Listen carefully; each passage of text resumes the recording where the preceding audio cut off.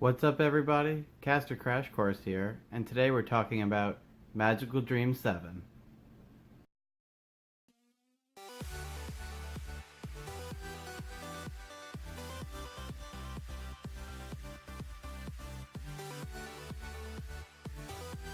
So this deck is the new starter deck that just came out to accompany Set 3, and I think that this is what every starter deck should be for every game, not just Caster. It's designed to be playable straight out the box and decently competitive just out of the box immediately, so you really need only minor tweaking to push it over the edge. Let's go ahead and talk about the two main parts of this deck, which are DCT and United Front Idol. United Front Idol means that you can pay for the mana of, specific mana of any card with United Front Idol with any color of that an idol produces.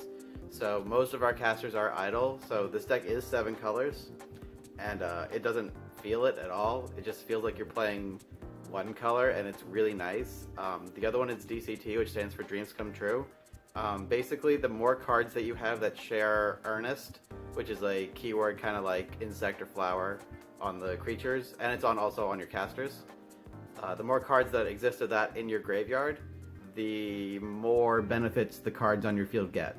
And with that kind of synergy, all that the deck really needs to push it over the top is just a little bit of turboing, which is all I've done to it here. So let's go ahead and get into the list. Alright, so starting off we have 4 Haru. Haru is the 1-drop of the deck. She is super good in the fact that she lets you play her on turn 1 as a standard turn 1 of 5/0, and then her DCT of 3 says that if you get 3 or more Earnests in the graveyard, she gains plus 1,000 attack. So if you get 3 on your graveyard on turn 2, she's actually competing with some 3-drops in terms of just her sheer power, and you're just getting that essentially for free in a 1-drop body, and that's just such a strong card. So we're playing 4. Up next we have 4 May. May is the first break of this deck.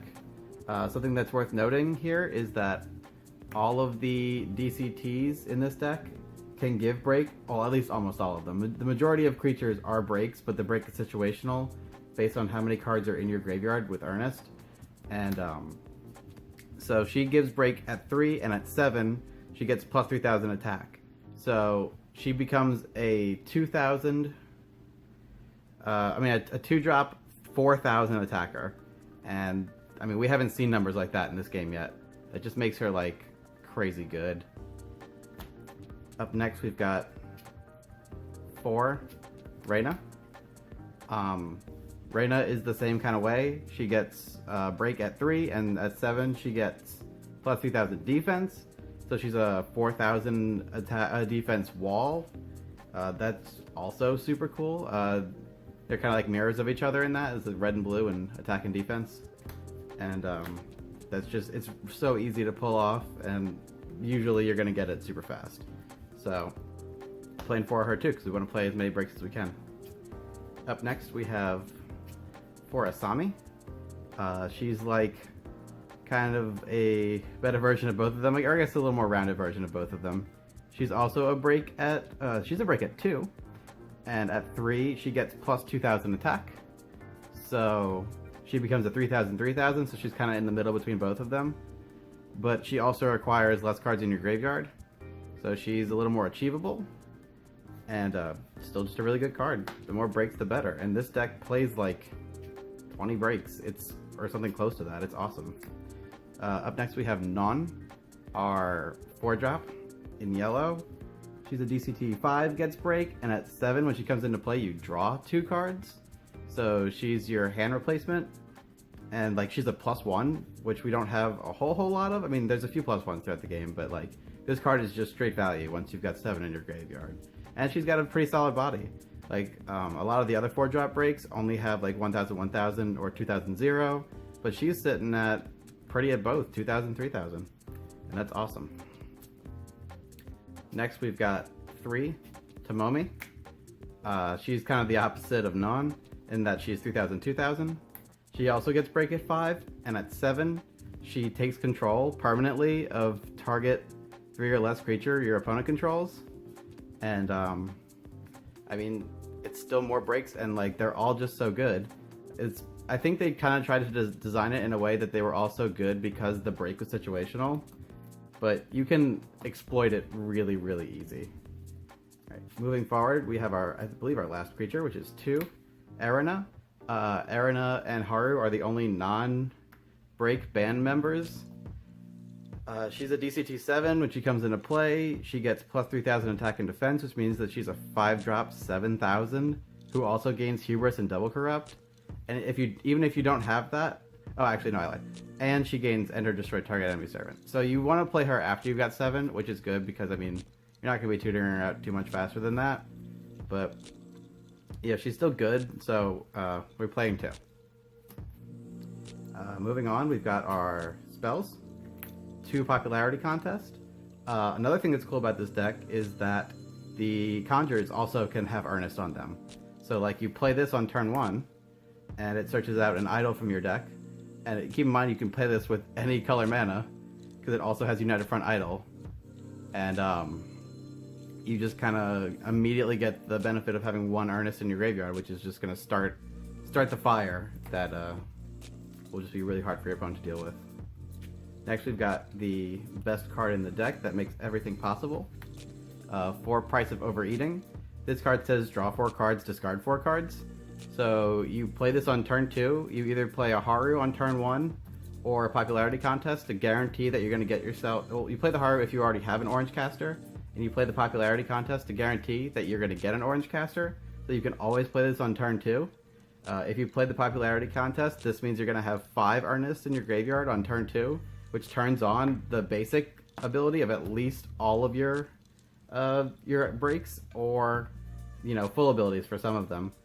And I mean, you might even draw to another Price of Overeating. So on the next turn, you just play another one, and you get there really fast. And if you played a Haru turn 1, this immediately turns on your Haru so that she's swinging at the same power of a 3-drop. And so it makes the deck go really, really fast. Next, we have 2 Sexy Song. Aside from having kind of a silly name, it is Earnest, so you can, and United Front Idol. It's a kill spell if you don't have the DCT 7, but if you do have the DCT 7, you can control all enemy servants permanently. So for 4 mana, since this game has no cancels yet, you just play this card, and you take your opponent's whole board, and then you just turn it at them, and you win the game. And this card is crazy. I could see this card getting hit if they decide to make more ban list choices, because, I mean, who was like, yeah, gain control of all your opponent's creatures, that's a good idea. Moving on, we have our casters. We have 2 Leaf.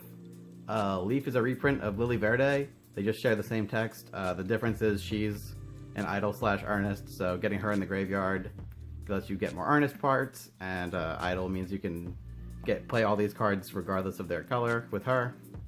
So she's strictly better in this deck, but I mean they're flip-floppy. So anytime you would be playing Lily Verde in a deck, just play Leaf instead, because she's way easier to get a hold of. Next we've got 1 Top Speed. This is, since Price of Overeating is such an important card in this deck, I am bumping up the orange caster ratio. We're playing 5 orange casters in total. We're playing the 1 Top Speed just because she has Break. The rest of her ability is if she came into play from not your hand, you like gain a candy. You don't care about that at all. She's exclusively in here to be an additional orange caster, and if she's in your orbs, you get a free mana ramp.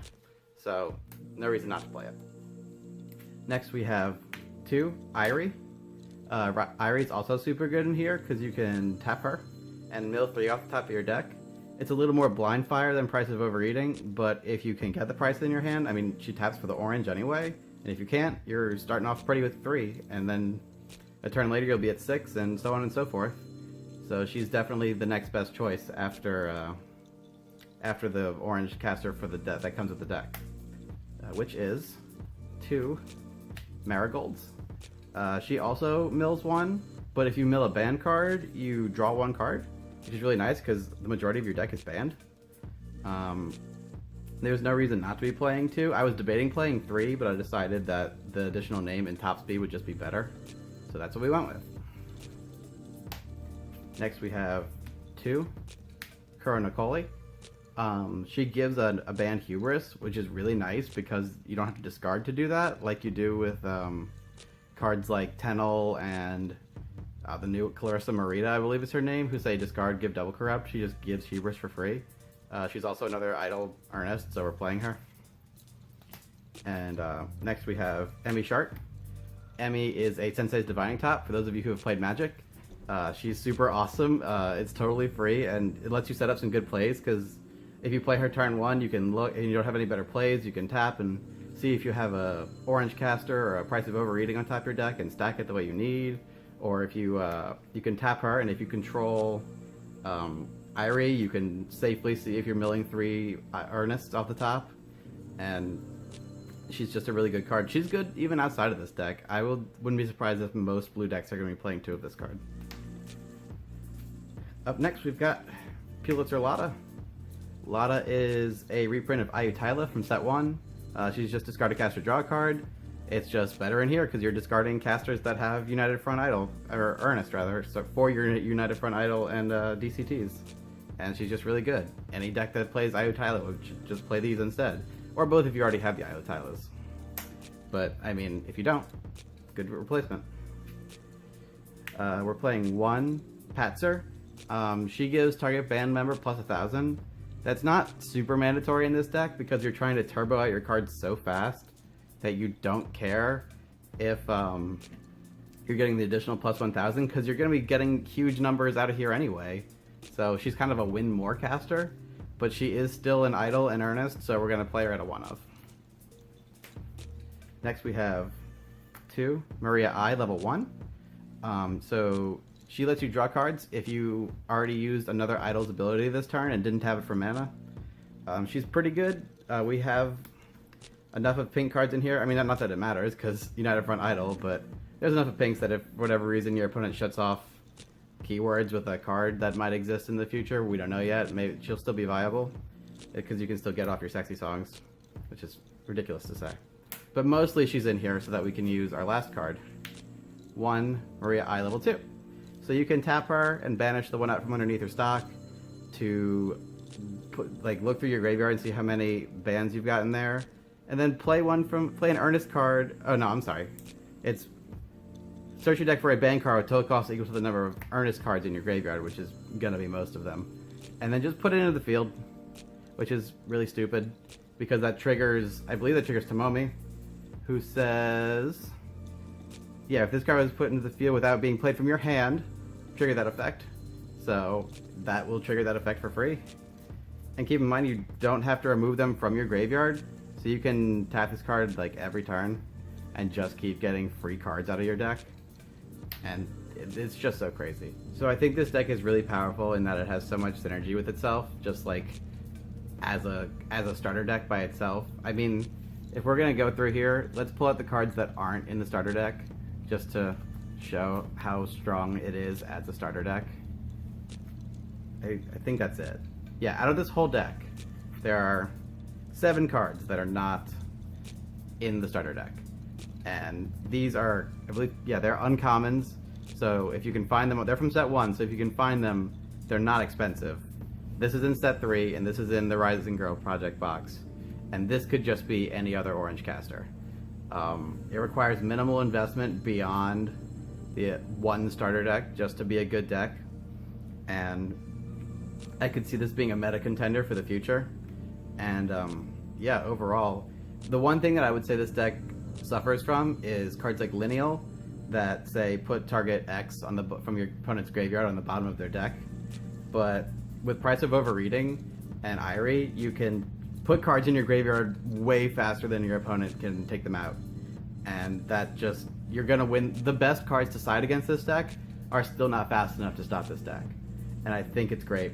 And yeah, I don't even know what else to say. I just go pick one up, I guess. Thanks so much for watching this video. If you enjoyed, feel free to leave me a like or leave me a comment telling me what you think of this deck. As I've said in this video already, I really like this deck. I like the music theme and I like how crazy good it is. I'll probably be maining it for a little while. I wonder if you guys will as well. If you liked my content, feel free to go ahead and watch another video, or check out my channel, or subscribe if you'd like. And I hope to see you all in the next video. Later.